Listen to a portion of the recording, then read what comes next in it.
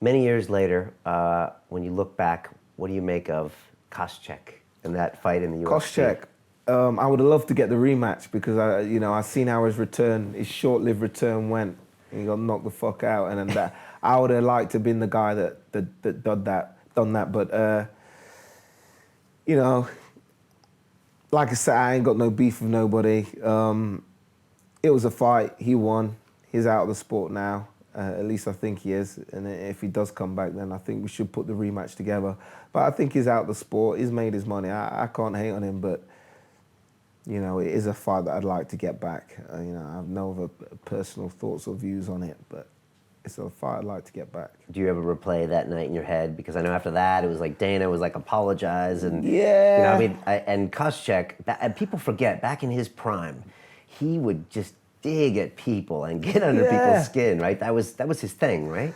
He was just that guy. He was the bad guy, wasn't he? So he sort of relished in that position. But for me personally, it was like I was just still a little bit immature. Like I didn't realize at that stage, like how many eyes could potentially be watching. And I know the UFC at that point were trying to negotiate a big TV deal with other networks, and I think those people were sat front row. And then you got Dana trying to convince these guys that these are professional sports athletes, and then you got me swinging on Koscheck after the bell. So I don't think that helped the situation. But like I say, it's all done and dusted now. Yeah, I was Mergliotti the ref or something. Yeah, I could almost even hear it in his voice. Like he knew the deal was coming because he's like, Paul, what did you do? Yeah. You could feel the tension in the air. And I see Dan. Is it Dan? Yeah. I see him, and we sort of have a laugh about it because he puts me like a rear naked choke. Yeah, because he drags me away, and he's a big guy. But what's done is done. It wasn't the smartest thing that I've done, but everything happens for a reason. I'm in a position now where I'm happy with my life, and I'm the main event, May 19th, so it's all good. Yeah, I know. And when you look back at it, you ended up having this amazing career when you got out of the UFC and came back to London, and just things really started really coming together for you. But I know for a while there was that, and then Dana was like, I went back and he didn't apologize, and it was this whole thing. Well, and I thought it was interesting that you wouldn't apologize. No, I did apologize. Initially after the fight, I'm already heated. Dana came over, says, like, what the hell are you doing, or something like that. He's like, do you want to be in the UFC? I'm like,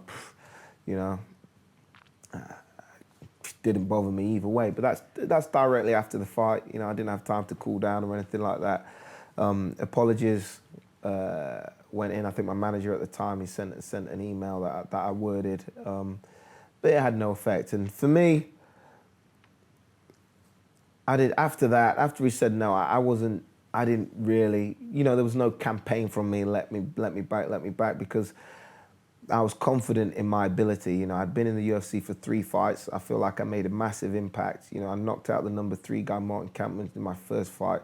Dustin Hazer, another up-and-comer, I knocked him out. And then I lost to Koscheck by decision. He went on to challenge for the title over 5 rounds. So I was confident in my ability, even at that stage, that there was still a future for me in the sport, and I was going to continue, and I wasn't going to quit. And that for me makes all this that's happening now even more sweeter. I went from fighting at the MGM Grand to fighting in a leisure centre in front of 500 people, and I still didn't quit. I went all around the world fighting on these small shows, still didn't quit for a percentage of the money I was getting. And then slowly I kept going, and that's the perseverance I'm talking about. And now I'm here, I'm happy in my life, I'm doing well, and I'm in the main event, May 19th. You got to persevere, and that's the fighter.